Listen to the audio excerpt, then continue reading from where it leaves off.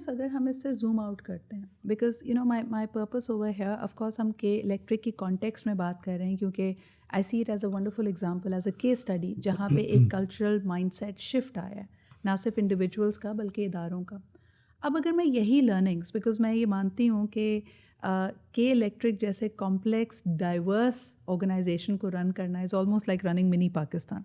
تو جو آپ کی لرننگز ہیں اگر میں نیشنل لیول پہ اپلائی کرتی ہوں کہ what can the leaders, I am sure کہ آپ کے بھی ویک مومنٹس ہوں گے، آپ کو بھی فرسٹریٹنگ مومنٹس کا سامنا کرنا پڑتا ہوگا، اور یہی حال ایک عام پاکستانی کا بھی ہے اور خاص طور پہ اس پاکستانی کا ہے جو کسی نیشنل لیڈرشپ پوزیشن پہ. تو لگتا ہے یار کسی چیز کو بھی بدلنا بہت مشکل ہے. آپ نے خود جیسے شروع میں کہا کہ میں کئی چیزیں کرنا چاہتا ہوں نہیں کر پا رہا ہوں. How does one as a leader go beyond that frustration? آپ کو کیا چیزیں ہیں؟ آپ ادارے کو موٹیویٹ رکھنا آپ کا کام ہے، کسٹمر کو خوش رکھنا آپ کا کام ہے. آپ اپنی سینٹی اور اپنی موٹیویشن کو کیسے برقرار رکھتے ہیں؟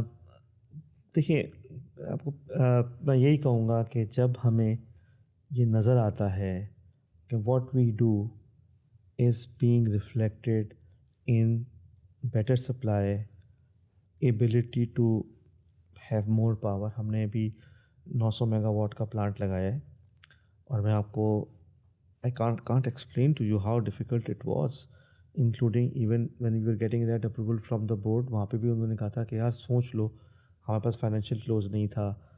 ریگولیٹر اس ٹائم پہ کہتا تھا کہ آپ پلانٹ نہ لگائیں، آپ فیڈرل گورنمنٹ سے بجلی لے لیں. جو ہمارے آپ سمجھیں بینکرس تھے وہ کہتے ہیں اچھا اتنا بڑا پروجیکٹ ہے کیسے کرو گے. We started it.